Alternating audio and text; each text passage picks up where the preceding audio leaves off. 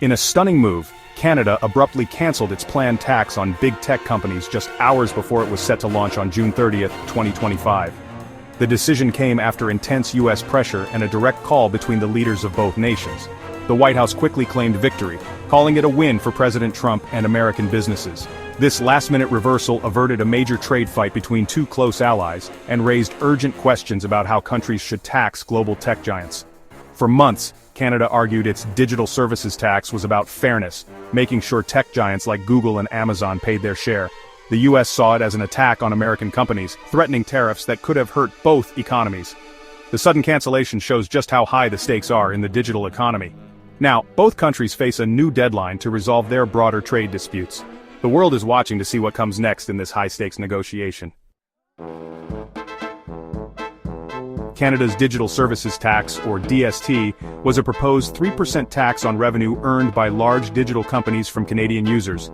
It targeted only the biggest firms, those with global revenues over €750 million and Canadian revenues above 20 million Canadian dollars. The goal ensured tech giants who profit from Canadians contribute fairly, even if they have no physical presence in the country. Uniquely, the tax would have been retroactive to 2022, creating a sudden massive tax bill for U.S. tech firms, up to 2 billion Canadian dollars. This retroactive element fueled U.S. anger, with officials calling it punitive and unfair. Many countries have debated similar taxes, frustrated by slow progress on a global solution.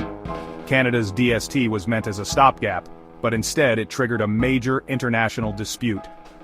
The challenge of taxing the digital economy remains unresolved. The U.S. response was immediate and forceful. President Trump called Canada's DST a direct attack on American tech giants and threatened sweeping tariffs if the tax wasn't scrapped. The White House made it clear back down or face economic consequences. U.S. officials warned of a formal investigation and punitive tariffs, targeting key Canadian industries like autos and energy. The message was unmistakable: Canada risked a damaging trade war.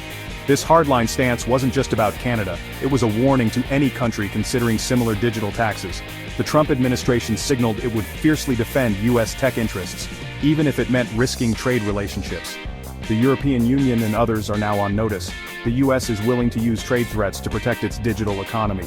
The world took note of America's aggressive new playbook. As the deadline loomed, tensions peaked between Washington and Ottawa. A critical phone call between Prime Minister Carney and President Trump changed everything. Hours later, Canada announced it was canceling the DST, stunning observers and averting a trade war. The Trump administration quickly claimed victory, crediting its tough tactics. For Canada, the choice was difficult: risk economic damage or back down to protect its broader relationship with the U.S.-Canadian business groups had warned that a trade war would hurt the entire economy.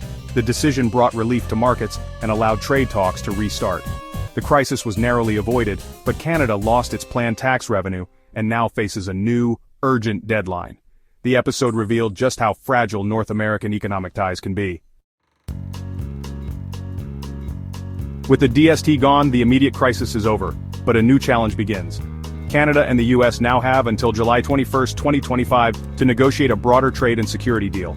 Failure could reignite the threat of tariffs and economic conflict. The standoff showed how trade wars can quickly impact jobs, prices, and business confidence on both sides of the border.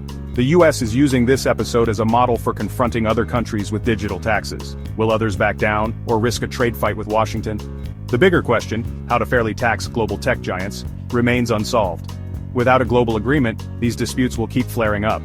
Did Canada make the right call, or did it set a precedent for U.S. pressure to win out? As the new deadline approaches, the future of North American trade and digital taxation hangs in the balance.